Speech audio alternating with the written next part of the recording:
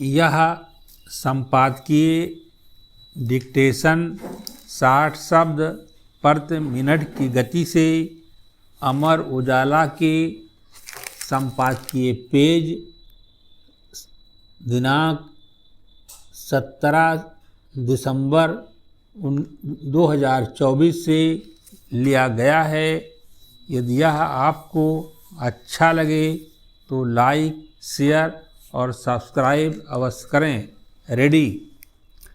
भारतीय शास्त्रीय संगीत के सबसे महान दूतों में से एक उस्ताद जाकिर हुसैन का तबला, जिसके जरिए उन्होंने पूरी दुनिया को शांति व मानवता का संदेश दिया और जिस पर उनकी अविश्वसनीय गति, प्रवीणता और रचनात्मकता ने सभी संस्कृतियों के दर्शकों को बांध कर रखा, अब खामोश हो गया है। उन्होंने जिस तरह तबले को एक वाद्य यंत्र से ऊपर उठाते हुए आत्माभिव्यक्ति का जरिया बनाकर संगीत को एक जादुई संवाद बना दिया, उसे देखते हुए अगर उनका नाम तबले के पर्याय के रूप में लिया जाता है तो हैरत नहीं होती।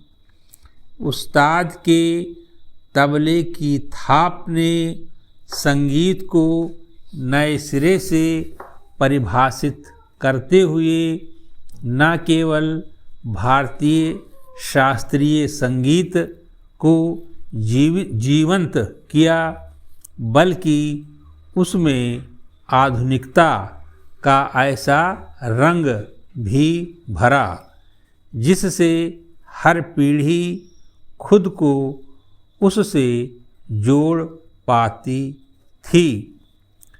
उनकी कला केवल सुरों का सरगम न होकर भारतीय परंपरा और संस्कृति की गहराई का प्रतीक थी। शायद यही वजह है कि प्रधानमंत्री मोदी ने जाकिर हुसैन को सही मायनों में एक जीनियस कलाकार और सांस्कृतिक एकता का दूत कहा था। उन्होंने भारतीय शास्त्रीय संगीत की पूरी दुनिया में डंका बजाया। अपने पिता महान तबला वादक उस्ताद अल्लाह रखा से मिली प्रेरणा और उन्हीं के पद चिन्हों पर चलते हुए उन्होंने तबले को एक नया और ऐसा आयाम दिया जो अब तक अज्ञात था। जाकिर साहब का जीवन भी किसी प्रेरणा से कम नहीं। 7 साल की उम्र से ही उन्होंने पंडित रविशंकर, अली अकबर खान और शिव कुमार शर्मा जैसे दिग्गज भारतीय कलाकारों के साथ काम करना शुरू किया तो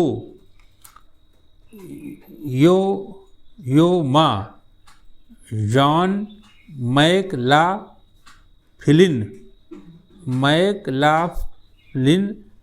चार्ल्स लॉयड और जॉर्ज हैरिसन जैसे पश्चिमी संगीतकारों के साथ उनके अभूतपूर्व काम ने भारतीय संगीत को अंतर्राष्ट्रीय दर्शकों तक पहुंचाया। 1973 का शक्ति बैंड काफ़ी चर्चा में रहा, जिसके जरिए उन्होंने देसी विदेशी कलाकारों के साथ मिलकर भारतीय संगीत और जैज संगीत को मिलाने का प्रयोग किया और विश्व के दिग्गज संगीतकारों के साथ जुगलबंदी कर देश का मान भी बढ़ाया। अपने कैरियर में 4 बार प्रतिष्ठित ग्रैमी पुरस्कार जीतने वाले वह भारत के पहले संगीतज्ञ थे जिन्होंने एक ही वर्ष में 3 ग्रैमी पुरस्कार भी जीते। उस्ताद जाकिर हुसैन का जाना महज एक कलाकार का जाना नहीं है, बल्कि यह एक युग का अंत भी है। उनका जीवन और संगीत इस तथ्य के साक्षात प्रमाण हैं कि कला केवल प्रदर्शन का माध्यम नहीं, बल्कि हर इंसान के भीतर जो अलौकिक है उसकी ही अभिव्यक्ति है। संगीत प्रेमी उनकी अनुपस्थिति को महसूस करेंगे, लेकिन वह अपने पीछे संगीत की एक असाधारण विरासत छोड़ गए हैं, जिसकी गूंज आने वाली पीढ़ियों तक सुनाई देती रहेगी। समाप्त।